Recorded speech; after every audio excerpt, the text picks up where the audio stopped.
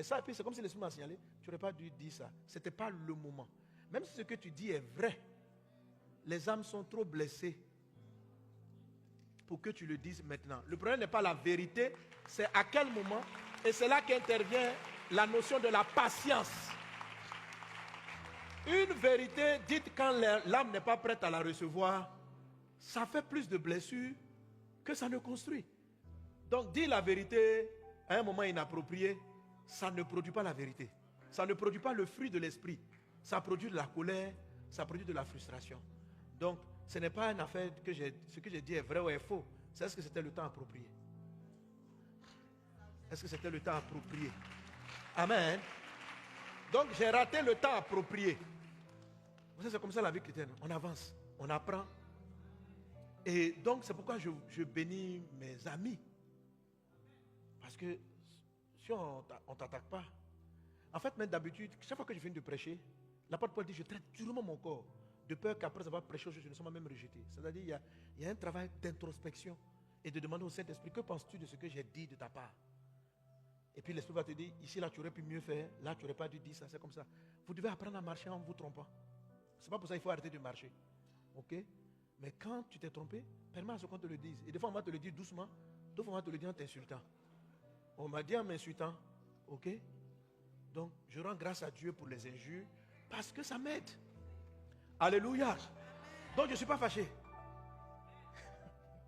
Donc, j'étais content. Et vraiment, donc tout ce que ma virgule là a pu offenser parce que leur âme n'était pas prête, pardonnez-moi. Je n'ai pas fait exprès. Amen.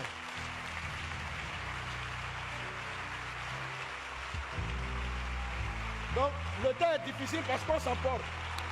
Que Dieu me pardonne, pardonnez-moi. Gloire à Dieu. Amen. Que Dieu apaise les âmes, que Dieu garde les cœurs, que Dieu console les âmes blessées, frustrées. Dieu console les familles. Voilà. Amen. Que Dieu bénisse. Donc, celui qui est ton ennemi n'est pas vraiment ton ennemi. Il te fait avancer dans la vie. Amen. Et même s'il te dit une chose, calme-toi. Même si un fou te lance un caillou, calme-toi. Tu peux apprendre quelque chose. Il y a toujours des choses à apprendre.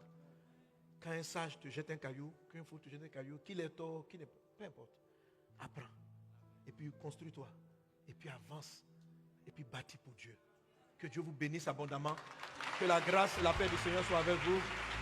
Tu es béni dans le nom de Jésus. La faveur de Dieu est sur toi. La main de Dieu est sur toi. Vous êtes bénis au nom puissant de Jésus. Merci Seigneur. Amen.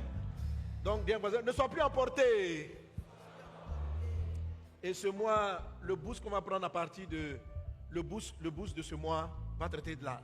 Ce qui fait qu'on fait pour ne pas être emporté.